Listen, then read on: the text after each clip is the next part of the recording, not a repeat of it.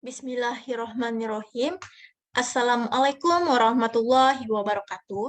Perkenalkan, nama saya Ratna Dwi Puspita dengan NIM 21130100097, asal Prodi Pendidikan Dokter, Fakultas Kedokteran, Universitas Muhammadiyah Purwokerto.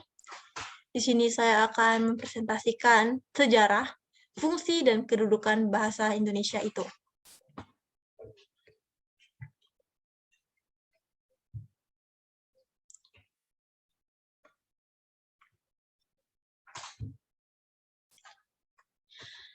Sejarah bahasa Indonesia.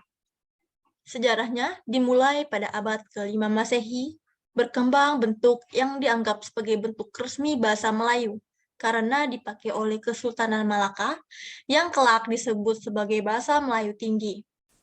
Pada zaman penjajahan Belanda pada awal abad 20-an, pemerintah kolonial Belanda ingin menggunakan bahasa Melayu untuk mempermudah komunikasi dengan berpatokan pada bahasa Melayu Tinggi yang sudah mempunyai kitab-kitab rujukan, di mana kolonial Belanda ini menggunakan bahasa Melayu untuk mempermudah mereka berkomunikasi dengan penduduk pribumi agar mereka dapat melancarkan misi mereka. Lalu pada 16 Juni tahun 1927, dalam sidang Fokrat atau Rapat Dewan Rakyat, Cahya Dato Kayo atau Dato Kajo pertama kalinya menggunakan bahasa Indonesia dalam pidatonya.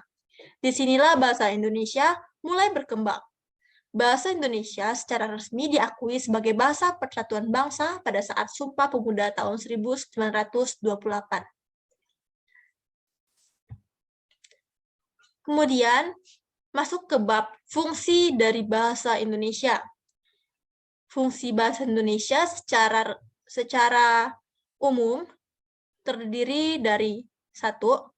Bahasa Indonesia sebagai lambang kebanggaan Indonesia karena mencerminkan nilai-nilai sosial budaya, di mana jika seseorang tahu bahasa Indonesia, orang asing bakal mengetahui nilai-nilai sosial budaya kita.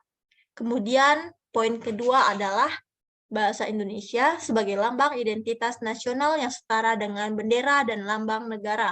Jadi, bahasa Indonesia ini merupakan lambang identitas nasional yang harus dihormati dan sangat penting bagi bangsa kita.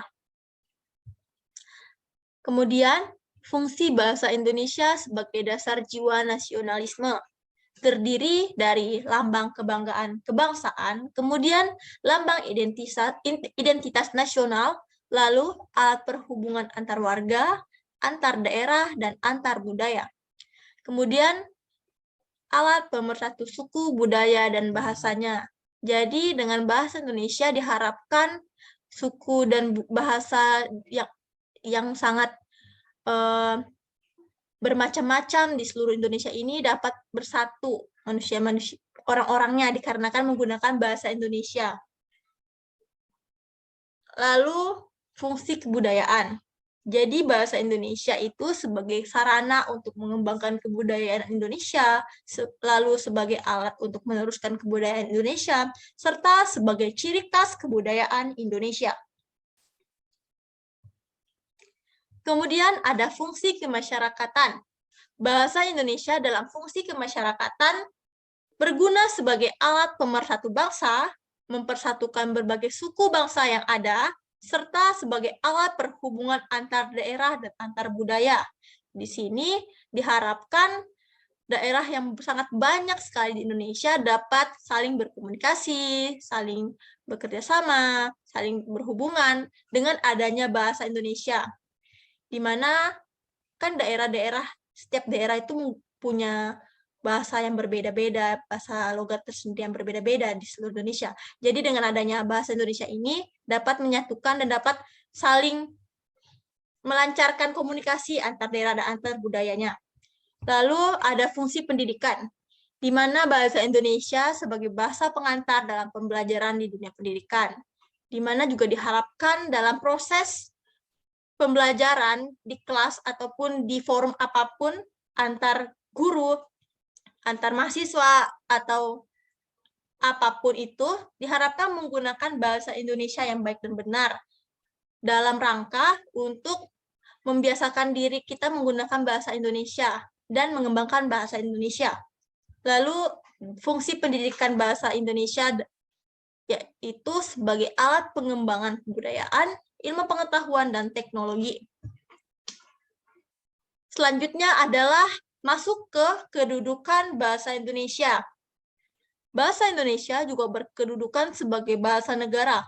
Hal ini tercantum dalam Undang-Undang Dasar tahun 1945, tercantum pada pasal khusus yaitu bab 15 pasal 36.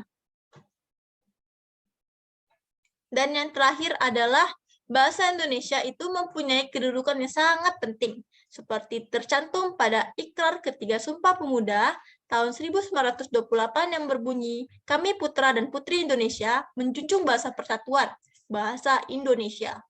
Ini berarti bahwa bahasa Indonesia berkedudukan sebagai bahasa nasional yang mana kedudukannya berada di atas bahasa-bahasa daerah yang ada di seluruh Indonesia.